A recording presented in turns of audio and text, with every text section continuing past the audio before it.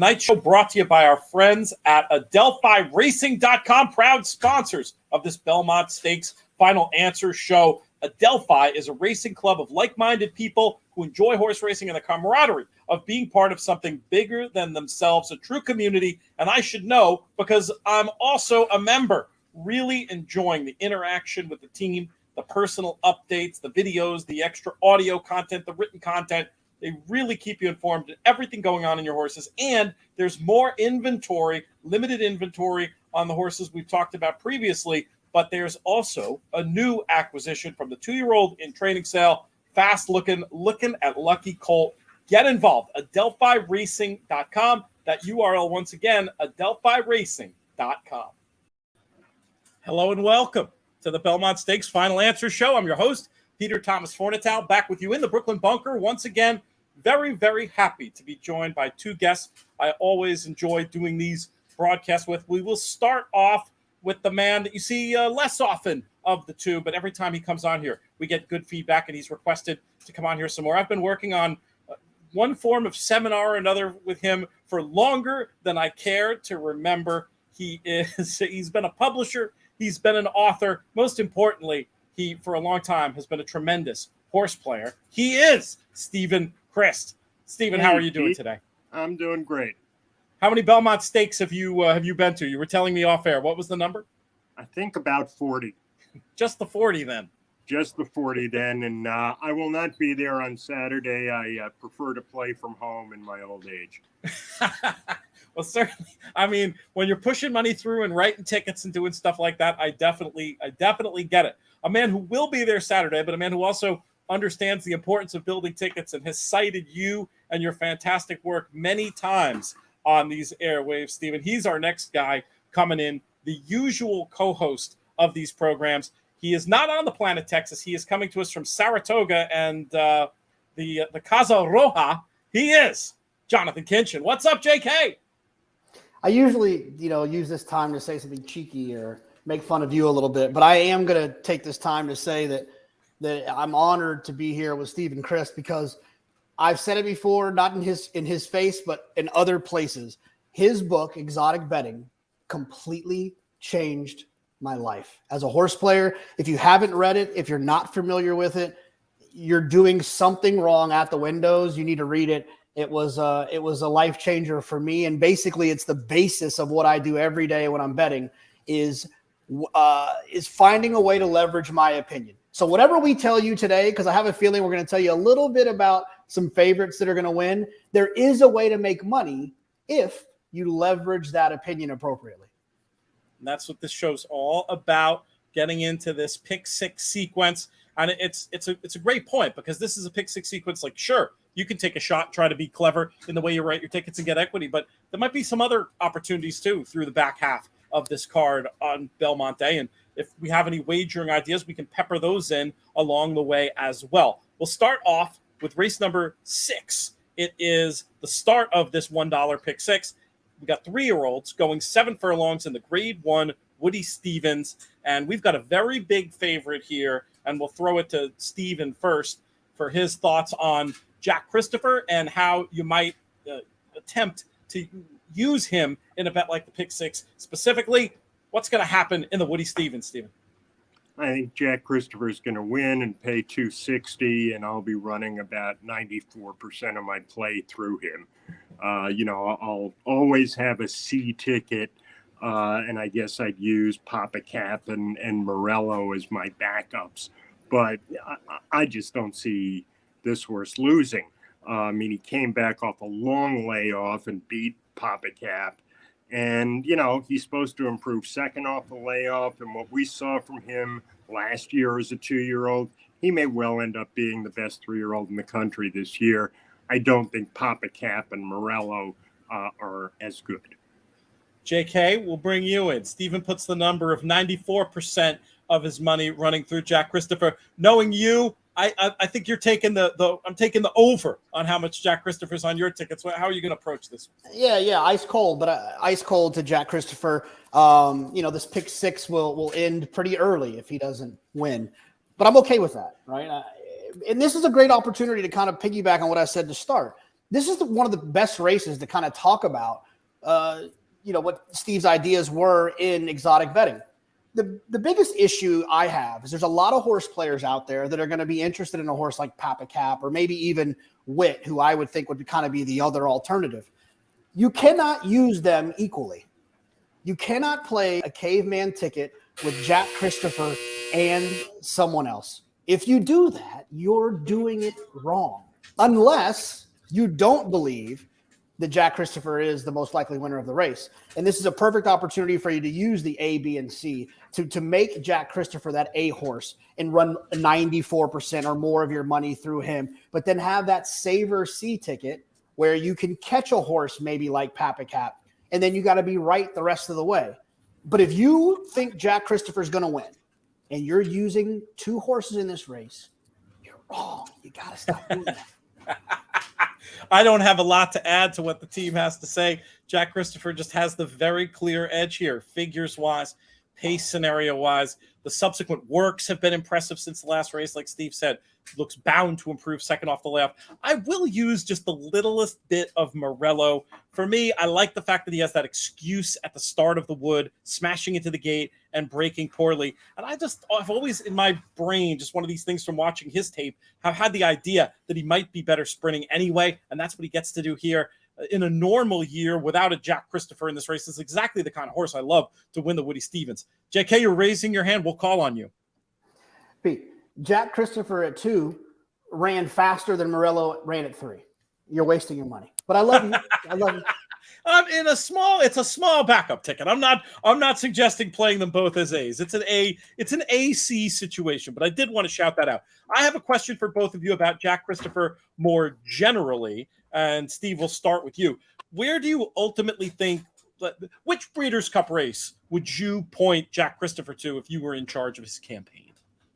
Well, I'd first have to see how he stretches out this summer. I mean, a mile might end up being, his limit, but, they'll try him in a race like the Haskell, and we'll see if he's really a 2-turn horse. I mean, pedigree-wise, Munnings out of a half hour's mare, you're not really thinking 10 furlongs in November, but who knows? JK, if I give you a free future bet on him for the 3 possibilities of races, sprint, dirt, mile, or classic, which one would you want?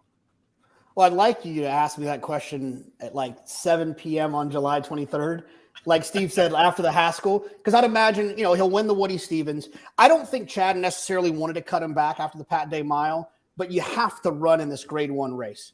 In this, the way that he, you build him up for the Pat Day Mile, you run him here, and now you can take a deep breath and then pick which 3-year-old race this summer you want to try to attack. I would imagine it would be the Haskell for a horse like Jack Christopher, especially because he has like Zandon. What's going to happen with early voting could maybe influence that a little bit, but let's see. I'd imagine he'll run the Haskell, and Richie Migliori and Gary Stevens have convinced me that a 1-turn mile is more of a stamina test for a horse that runs like Jack Christopher does than a mile and a 16th or a mile and an 8th. Because there's that long stretch that they have to run the entire time. They don't get to slow down in the first turn. So I don't really have any distance questions when it comes to Jack Christopher as far as like a mile and an 8th or a mile and a 16th. I think he could show up in the Haskell and be very dangerous. I would say that if he can run in the dirt mile, then if he's qualified and has done enough to run the dirt mile, I think Chad would run him in the Classic.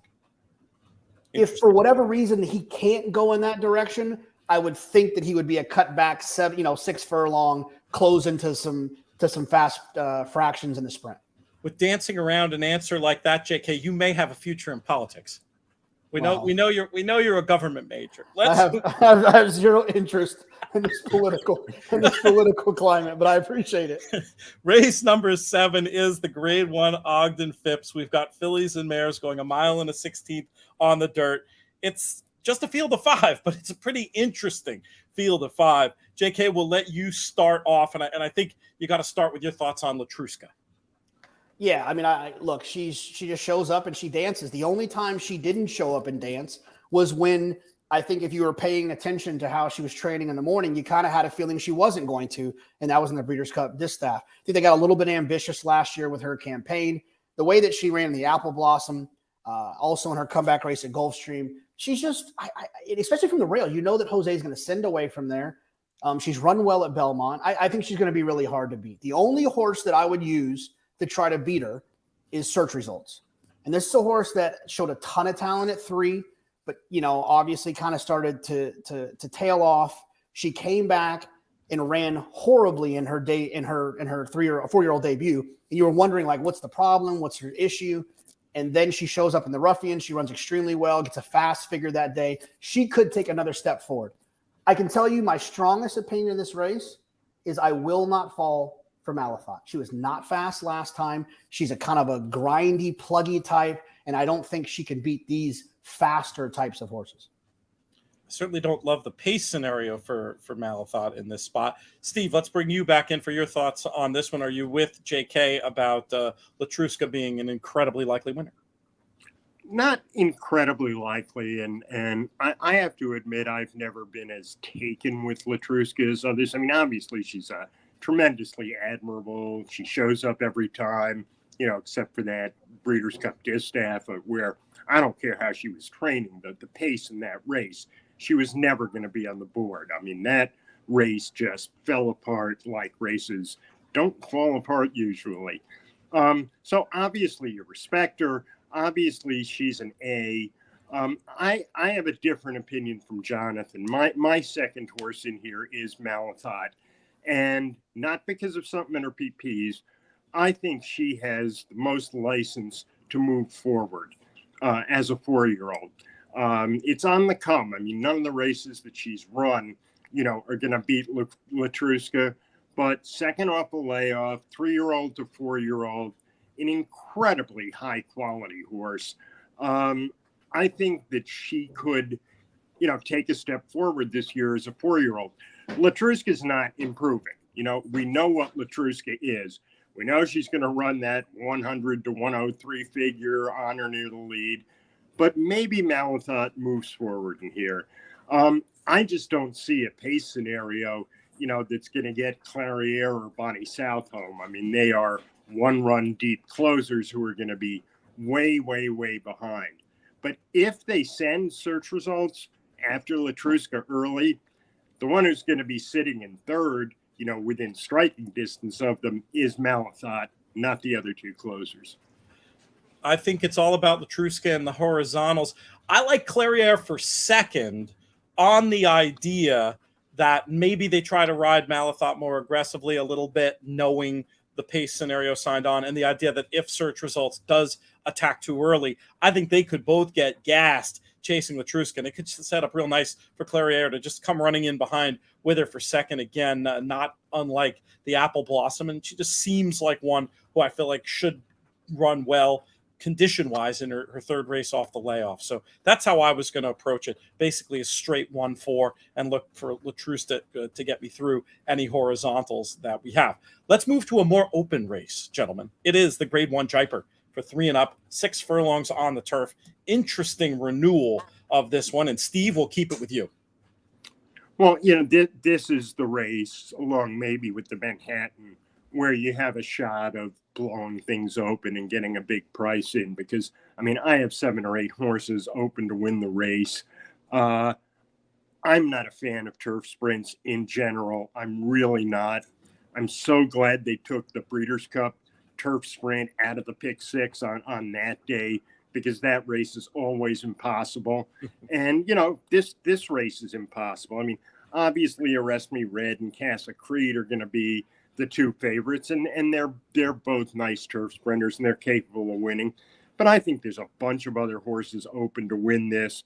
I'm going to use in some fashion Change of Control, Casa Creed, Arrest Me Red, Scuttle Buzz, Ear Jockey, and maybe a little Gregorian Chant. It's a definitely a spready type of a race. I get that idea very much. Will you, when you have a race like this, though, that's spready and that might be the chance to get value, and you're recognizing that the 2 likely at the top of the market are still live, how do you deal with that in your bet construction, Steve? Are you using them equally and just hoping that those shorter prices don't win? What's the story? No, this is where, I will tier them in an ABC fashion, and I could end up having, 4 A's, 3 B's, and 3 C's in here. I mean, I didn't think there were that many complete throwouts. Chasing Artie, Smoking Jay, Grays Creek, and Omaha City. But the other 9 are all going to be on a ticket of mine somewhere. Gotcha. JK, how do you see this one? Yeah, I mean, look, this is one of those situations where I think if you want to try to say that you love a horse in here, you're probably lying a little bit. I hate the all button. I think it's lazy. But man, this is kind of an all race. I will say this. There's a couple, there's the obvious horse I don't have to tell you about, Casa Creed, Arrest Me Red.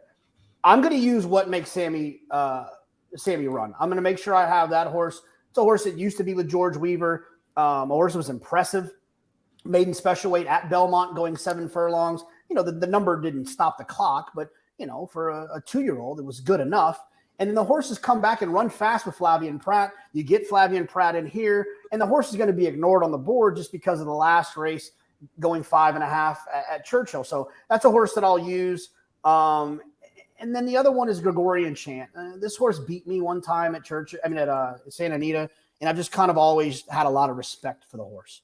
I think that California turf sprinters have a little bit of an edge. They're only going 6 in here. I think a 5 and a 5.5 can get a little bit sneaky and win.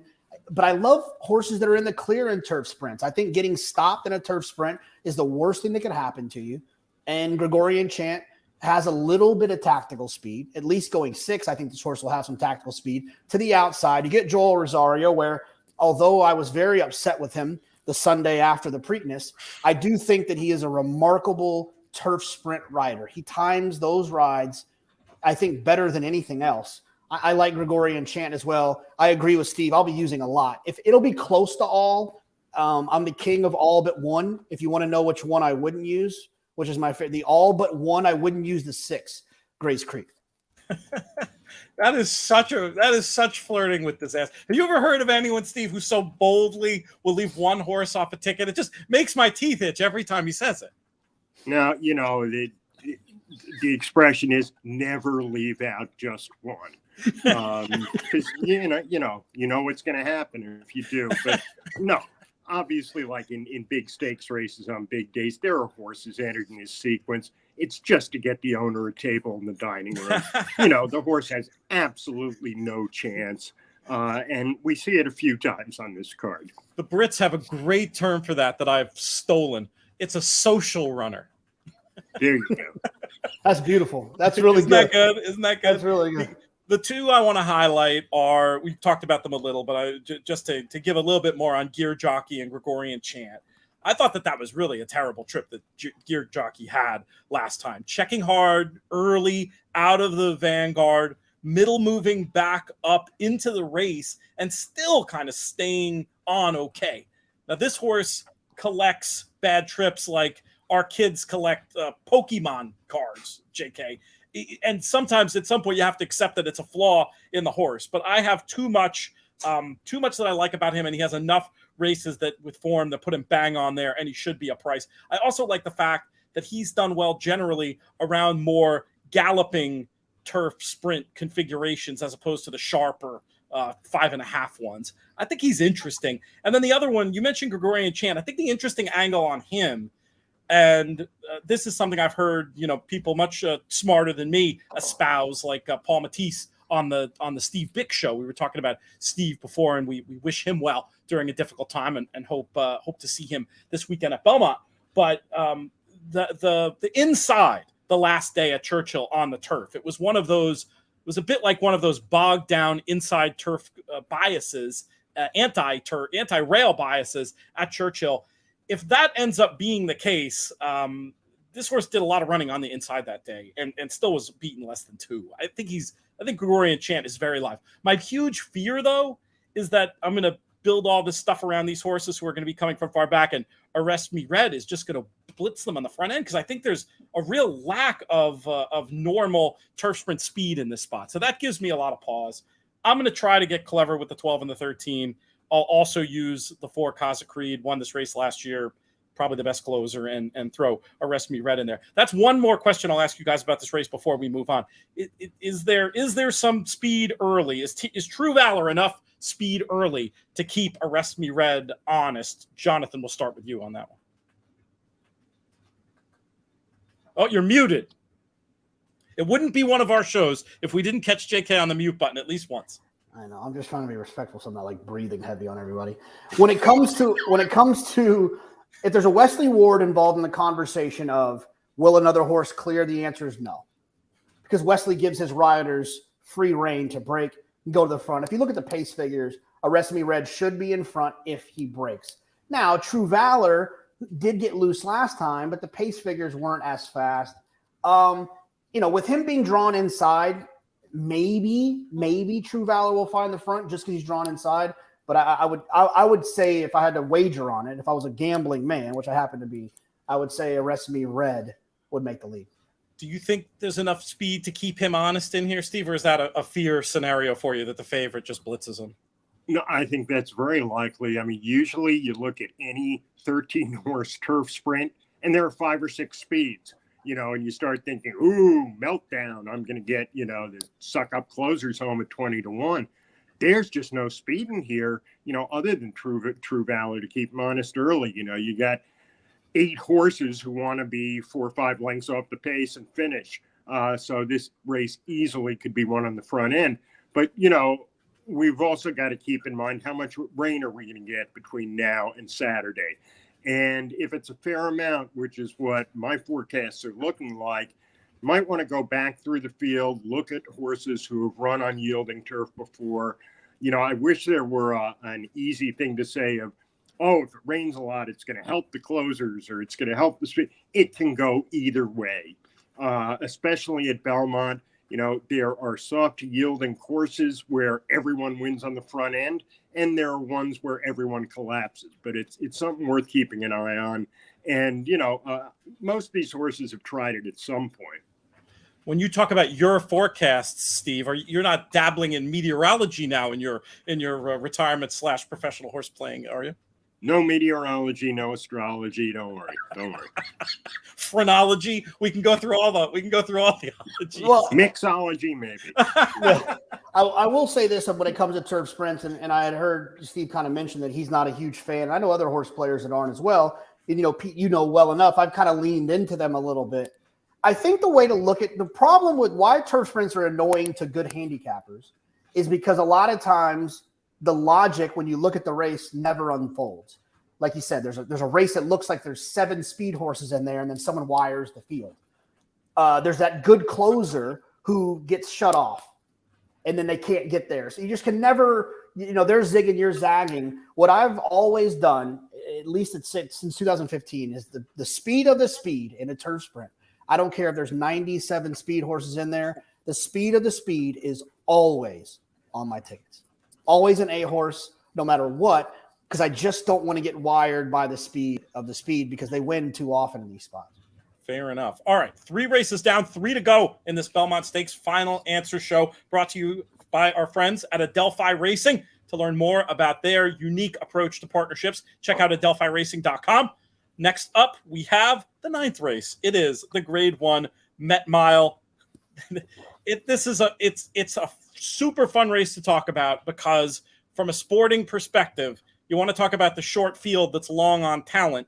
You've got the last year's Breeders' Cup Sprint winner, and he's not even going to be close to favoritism because this is a return to the races of Flightline. He runs by appointment only, but when he does, he tends to put on a show, and then he's facing off against the incredibly improved Speaker's Corner. Steve, who wins the Met Mile? Either Flightline or Speaker's Corner. I know that's a big help. This isn't a race where I would ever take a position against either of those horses. You just use them both and turn the page and get to more interesting races and enjoy what, as you said, is just a great sporting matchup. I mean, Flightline is one of the most exciting horses to come along in the last decade. He could be anything.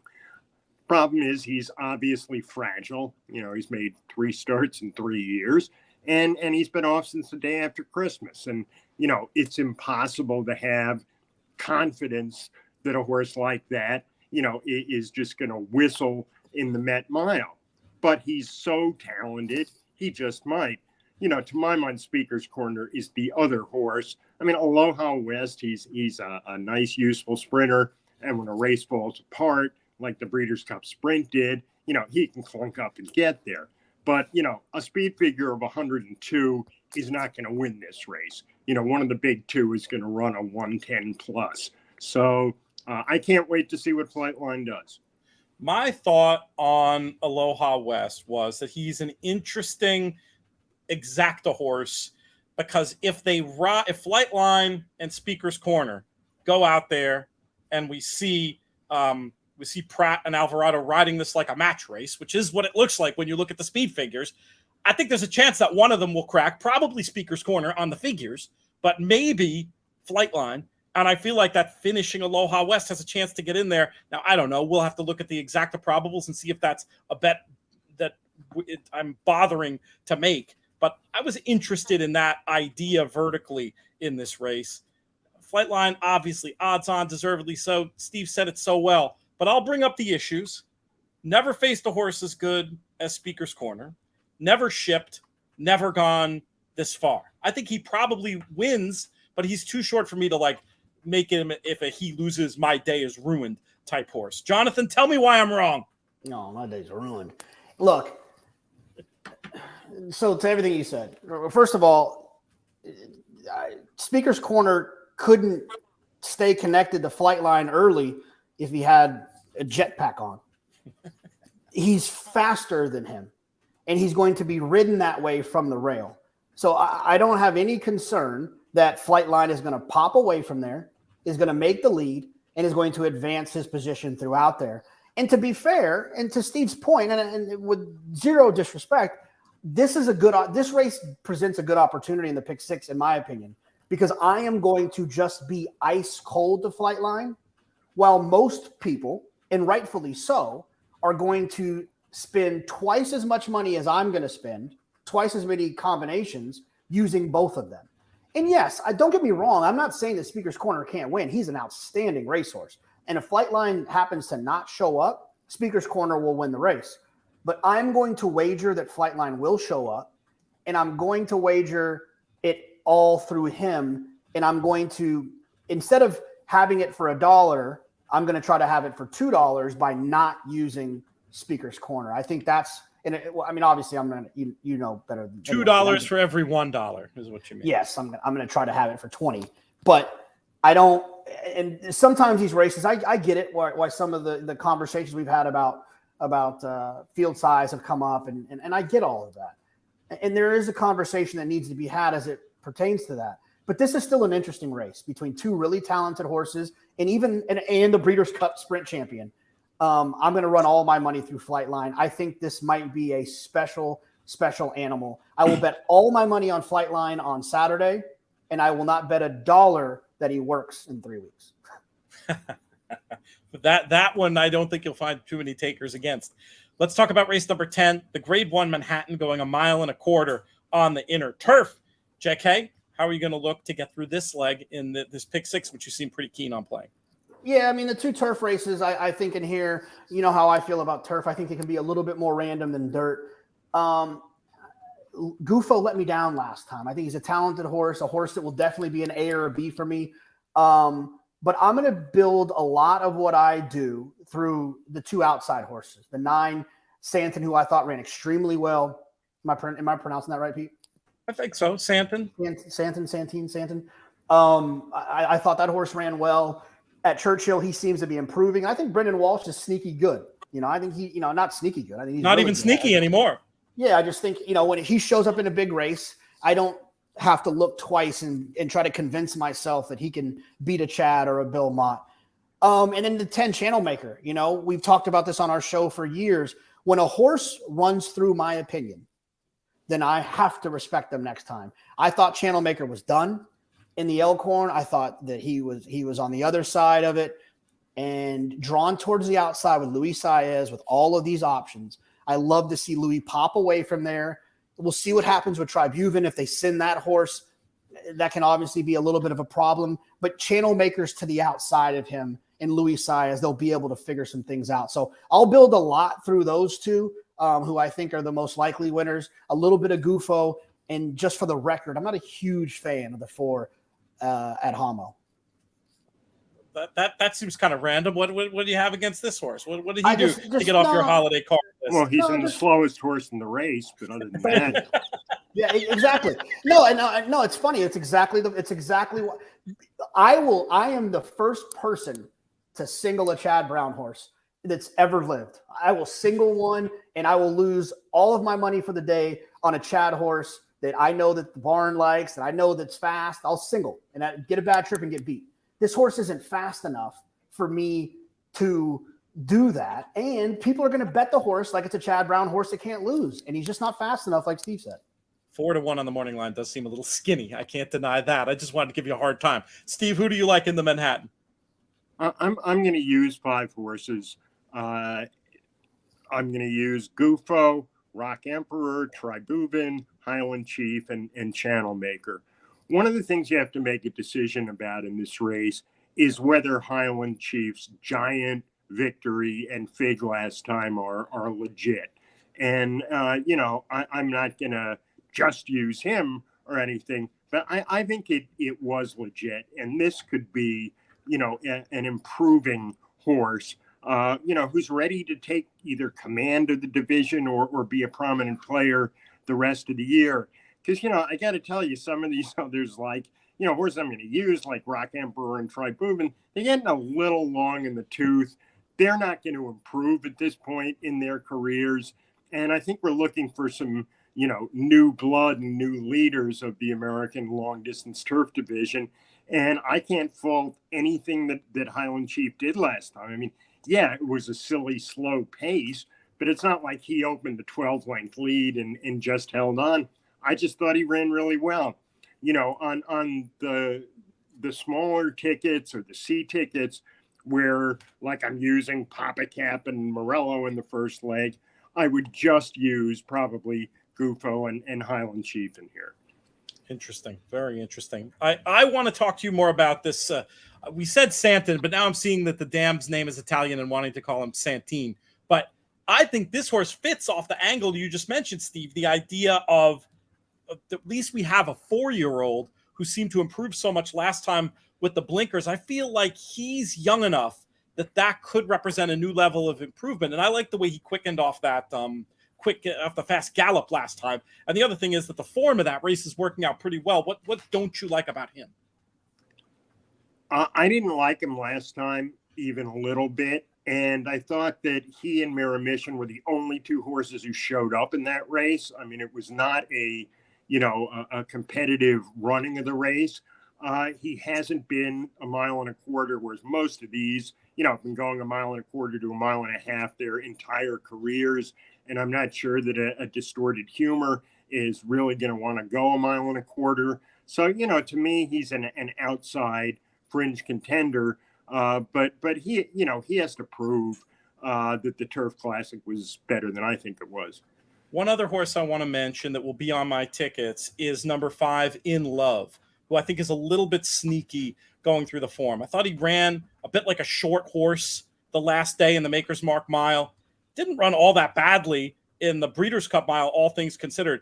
And this is a Grade 1 winner at a mile with breeding that I think suggests that the mile and a quarter could be within his ken. The key thing, though, being, for me to get a horse with form lines like this at potentially 15-1 in a race I think is open, I feel like I can't leave him off my tickets either. Can you, if you squint, can you see In Love in this race, Jonathan? Yeah. Well, if I squint. Yeah, no, yes, for sure. He's got big races that fit from a speed figure standpoint, but he's a B or C type for me. I could never get myself into the A company with that type of horse. But I could, if I squint, I see it. If you look 3 and 4 races back, yes, you can make a case. Is distance part of your concern about him too, Steve? I mean, he's not proven. Oh, that's a huge part of it. I mean, this is a miler. There's no indication that this is a good route horse. And that one big turf fig that he got at Keeneland, to me, it's 4 or 5 points too high. I mean, what price would tell your daddy it's something like at Hot Brown, be in this spot? Yeah. Where are the really good horses that he's beaten? And then you've got the whole distance question. So a tiny C at best with me, just out of respect for you. I love it.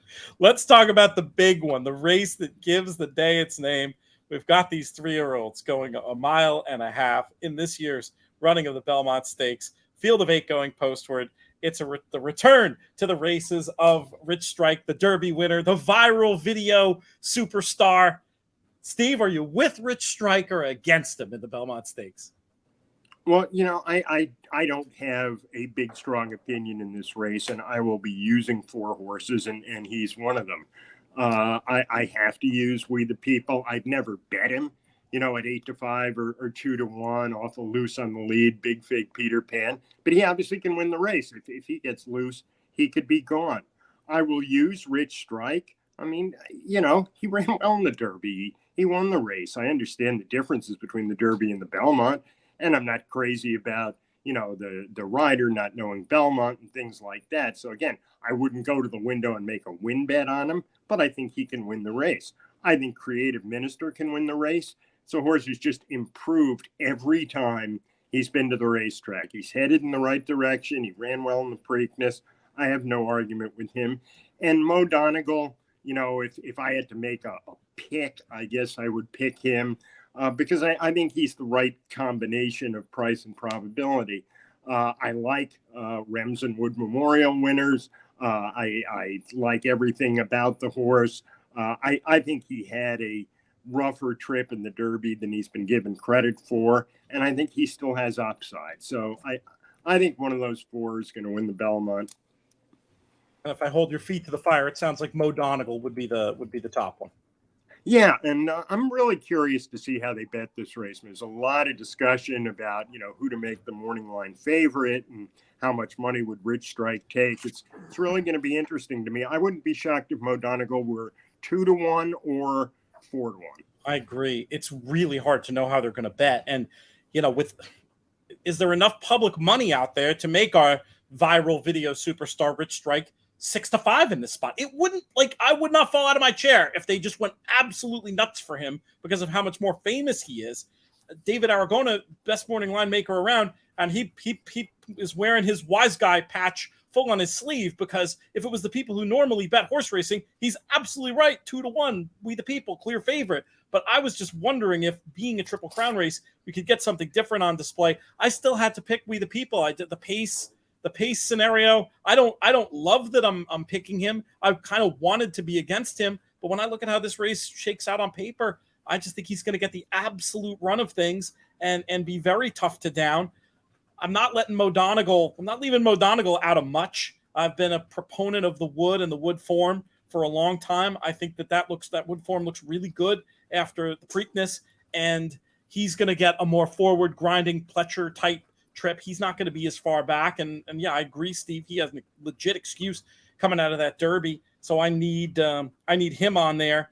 The interesting one, I guess, I agree with everything you said about Creative Minister, but then the interesting one for me maybe is Nest. I worry because she's a filly. She could catch all kinds of too much money. But I think she had a really tough trip in the Oaks that I haven't heard anybody really talk about, where she was down on the inside, had to idle. she was basically stuck idling when the bird flew on the outside, and Secret Oath got the job done. And I know she's too slow, but the fact that this is where maybe the 1.5 miles and this Curlin AP Indy Cross can come into play, because I know she wants this distance more for underneath. But I was going to mess around with those 4 in the exacta, try to beat Rich Strike, out of the exacta with the thought that they might really come for him. But my betting in this race could turn upside down in its head if the tote says something very different than what I think it might say. Jonathan, how are you playing this year's Belmont Stakes? Well, I have a couple of random thoughts. First of all, I've had 12 texts already from neophyte types, randoms. We all get them during Triple Crown where they're like, hey, can that Rich Strike win the Belmont? So they're going to bet the horse a little bit. And I don't think the horse can win. Closers don't win at Belmont in the Belmont Stakes. It just doesn't happen. And if I'm not, I'm just piggybacking off of something Richie Migliore said. So if I'm wrong, just blame it on him. But Sonny Leone's never He's never ridden a race at Belmont. Good luck trying to navigate that, big fella, when you're trying to decide when to pull the trigger, when not to pull the trigger, where the 3/8 pole is, where the half-mile pole is. That's a lot. And I still am waving my BS flag at not running in the Preakness. I'm still waving it. So Rich Strike won't be on a ticket. If he wins, he will have cost me a lot of money at the end of the day because he didn't do me any favors in the Derby. I think We the People is a very likely winner of the race. He's a horse that has some tactical speed. He's drawn towards the inside. They'll pop away from there. He'll save every step of ground. You look at Trackus at the end of the day. We the People is likely the horse that will travel the least amount of ground. And he's got the fastest last figure. So he is a horse that I will have as an A horse that I will lean on to a certain extent. But I really like Mo Donegal in this spot for a couple of reasons. I know I just said closers don't win the Belmont Stakes, but there's a comma unless they're trained by Todd Pletcher. Now, I'm going to give you two examples of horses that didn't win but ran winning races. Dunkirk in 2009 had never shown an ounce of speed. Not an ounce of speed. Found himself on the lead and got run down late. Commissioner hadn't shown much speed either. Found the lead, got run down late. Mo Donegal will be sent away from there and will be no further back than fourth when they head into the first turn. And I think he'll be close enough and connected enough that he could still run by We the People. Those are the only two that I'll use as A horses. I will be pressing Mo Donegal. He'll be my pick in the race. But I do think Nest is at least a little bit interesting. I know we talked about it on the show before, Pete. I wanted to hear Todd Pletcher's quotes. Was this a Mike Rapoli pick the spot thing? Or was this a Todd, I think this horse can go 1.5 miles thing? And I haven't gotten the Mike Rapoli pick the spot vibes yet. So I will use her a little bit. Now there are closers who've won this race. Just for the point of clarity, you don't have to go back that far to Creator. I mean it can be done. Sir Winston wasn't exactly up on the pace, but granted he did ride Gold rail. He had the gold rail. I was gonna give you that one. Other than that, you go back and it's Jazzle. I mean, now we're reaching a little bit. How are you as methodologically opposed, Steve, to the idea of a closer winning the Belmont? I mean, what do you think it takes to win this race coming from farther back? Well, for the early leaders to get tired. Yeah. And I'm not being a smartass, but yes, you've had Belmonts where there's pace and a Birdstone, can run by arguably better horses at the end. And if someone hooks We the People, then the race will be won from off the pace. But I don't see another speed horse is going to do it.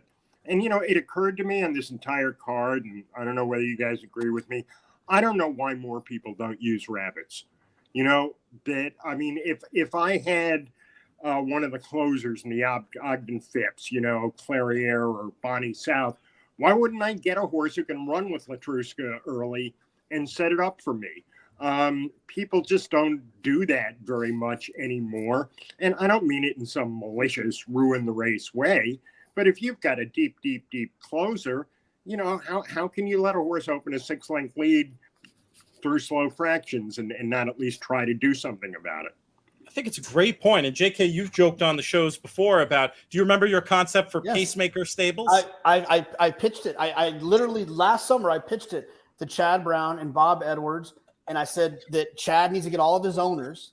They'll get like a white and black checkered silks. They buy a bunch of speed horses and just put them in races for Peter Brandt and for Seth Klarman to just keep the paces honest. Just keep it honest. Have all the owners pitch in.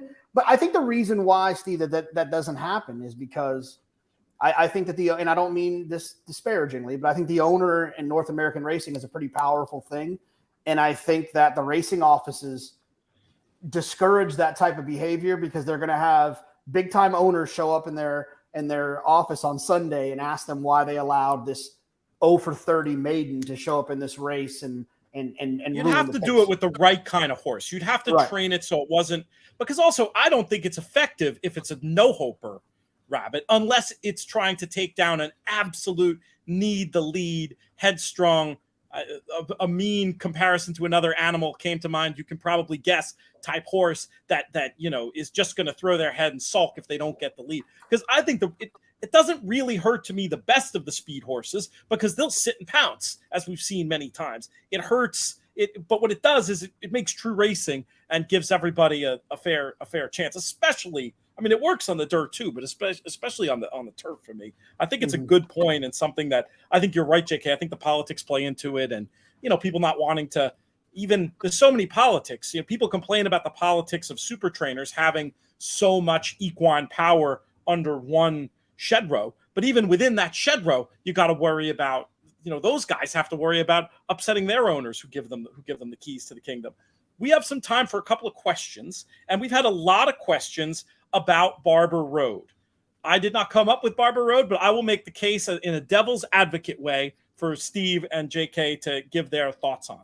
I think the devil's advocate case on Barber Road is he's an extremely hard trier, and looking at his recent running lines, you can position him as a horse who's improving mightily as we get into the summer of his 3-year-old year.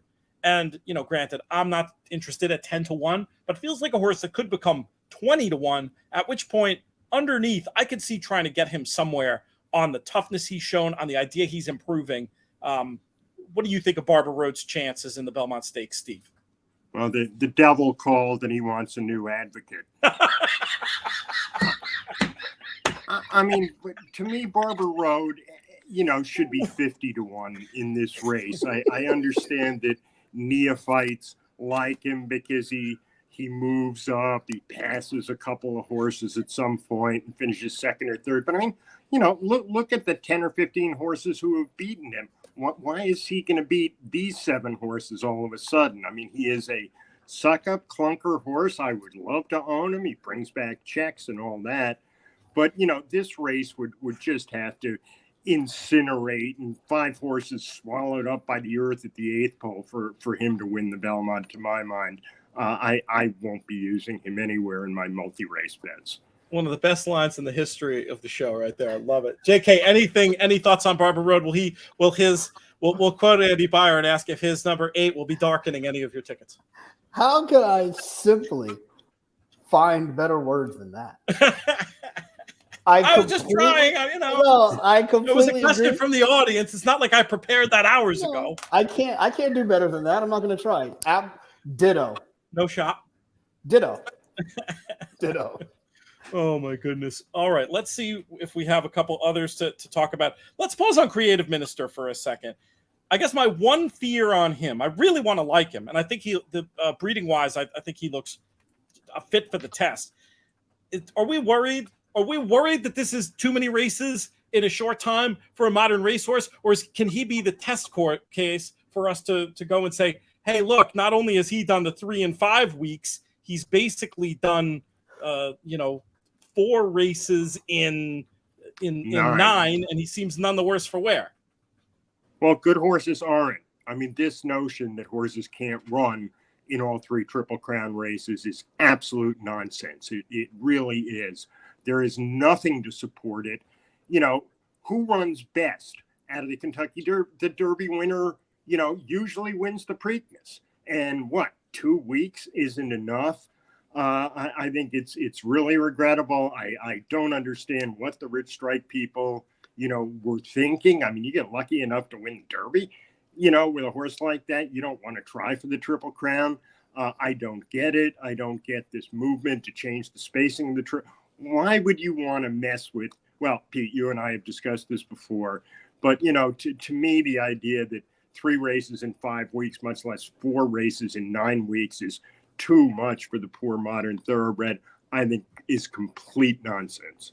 It's funny that you said that, and I have the answer to that question, Steve. I think why that happens is because I remember when I woke up on Sunday, everyone kept saying, after the Preakness, everyone kept saying, well, it looks like Epicenter wasn't as keen, lost a step. And when you say things like that, you're insinuating that the 2 weeks is why he lost a step. So then owners and trainers start to think to themselves, oh, wow, well, I don't want my horse to lose a step, so let me wait. And I agree with you. It's nonsense. He didn't make the lead because Joel didn't try to get the lead. That's why he didn't get the lead. He broke a step slow. Horses do a little flat-footed, to be fair. But watch, like I told you before, I'll do it again. Hit pause on this and watch Johnny Velasquez on Malathot last year. She broke slow too, and he put her in the race, and she won the Kentucky Oaks.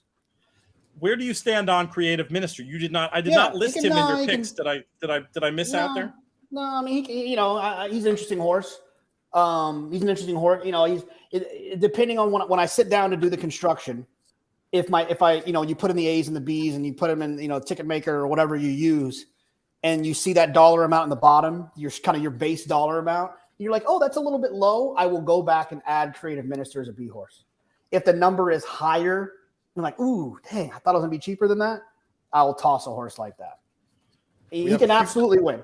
I really think that We the People or Mo Donegal will win the race. That's kind of why I'm feeling like I wouldn't be too nervous about getting rid of a horse like that. But I would never talk anyone off.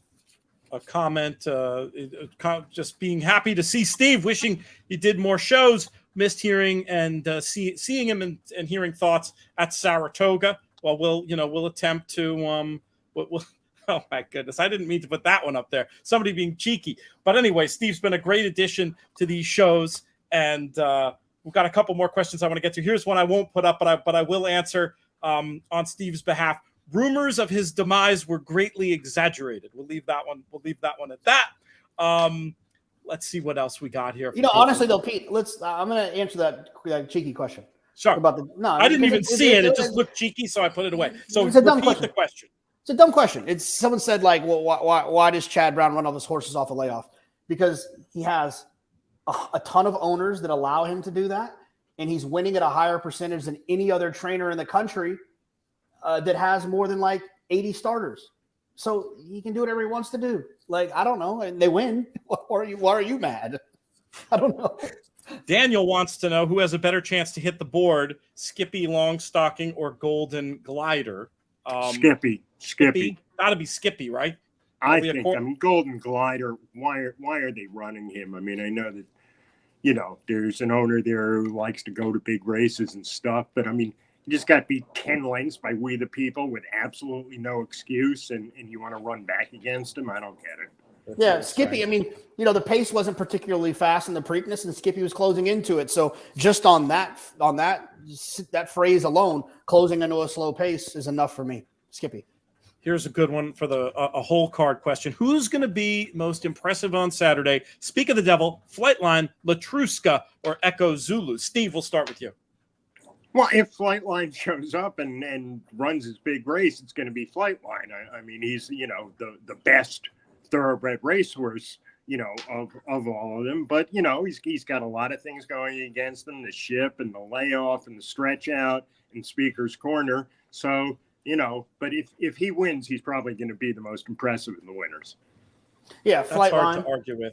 But I will Flightline. But I will say this though: we didn't talk about the race. I think Echo Zulu, of all the favorites of the 2 days, is the most vulnerable because people are going to make the lazy assumption that the cutback is going to solve her problems. And I'm not quite sure that's the case. Let's not forget it took her a long time to get back to the races. She almost got beat by Hidden Connection down at Fairgrounds. She got beat in the Oaks. I wouldn't just make the assumption that the cutback fixes all of her problems. Now, look, she might win by 10. I just don't think that she's as likely a winner as the tote board will suggest. It's interesting. I loved her Oaks, honestly, watching it again. I thought she just got cooked. This was another one who just looked to be trying. I mean, she eventually gave it up very late, but talk about trying all the way to the line. I mean, she shapes for me like one for whom the cutback will certainly suit. And I just think she has a much more favorable situation today. I don't know if you've looked at the whole card, Steve, or not, but if you have. Oh, sure. Yeah, no, I've done all 13 of them. What do you think of Echo Zulu? Well, I mean, it's a match race with her and Matarea. I mean, something would have to go hideously wrong for one of those two not to win. And, Matarea is a fast horse. What we don't know about Echo Zulu yet, and I think we'll find out in the Acorn, is whether she improved an inch from 2 to 3. I mean, we haven't seen it yet. But I'm not going to be shocked if third off the layoff and cutting back to a mile, that she turns in a huge race and, runs a figure of 100. But, if she comes up with a race like her first two this year, I think Matarea might be able to beat her. It's gonna be a fun showdown for sure. We have a question about rain spoiling the day. I don't think so. I mean, there's rain in the forecast tonight into tomorrow, and I think there's a little rain tomorrow, and I think there's a little rain Saturday. But from what I was seeing, we weren't looking at a washout. And racing wise, certainly I don't see it getting in the way. And even if you're out there at Belmont, there's plenty of covered areas out there. So I'm not, obviously I'm doing my little anti-rain dance because it's always more fun when the sun is shining out there. But from what I'm seeing, it doesn't look too bad. Steve, you referenced looking at these forecasts. Am I saying what you've been hearing? Yeah, pretty much. I mean, I think the card that's going to get hit the worst is tomorrow's card, which could be a complete washout on the grass. But then you've got a grade 1 on the grass Friday that they're going to try to keep there, and obviously 2 on Saturday. So I think they'll take everything off tomorrow and protect the course as much as they can for the grade 1s coming up. I'll put this quote up there, not because we're going to discuss it anymore, but just Jason making his little case for Golden Glider. And I will just say, that's what makes horse races. That's what's great about the game is you come and you listen to us, or you could go and you could study the form for a week, and on the day, somebody could do better than you betting on the one with the longest tail, or just having an opinion diametrically opposed to yours. That's what makes it kind of fun. And speaking of which, we have Frank asking about Matt Bernier, who said on his show that he's picking Barber Road. This one, I'll bring you in 1 second, JK, but I do want to just give this opportunity for a gratuitous plug for our Horse Player Happy Hour, which is back tomorrow. We've got a contest, $20. All proceeds go to Aftercare. Breeders' Cup betting challenge seats added to the tour prize pool at no cost to players. Check it out, horseplayers.com, Horse Player Happy Hour, or all the same places you're watching this feed on our YouTube channel, etc. You can watch that broadcast live. We'll be on between 4 and 5. JK, what did you have? I will say this about my friend Matt Bernier. All the time, every time that he picks a horse and I go, Matt, I love you, that's ridiculous. 50% of the time, those horses run well.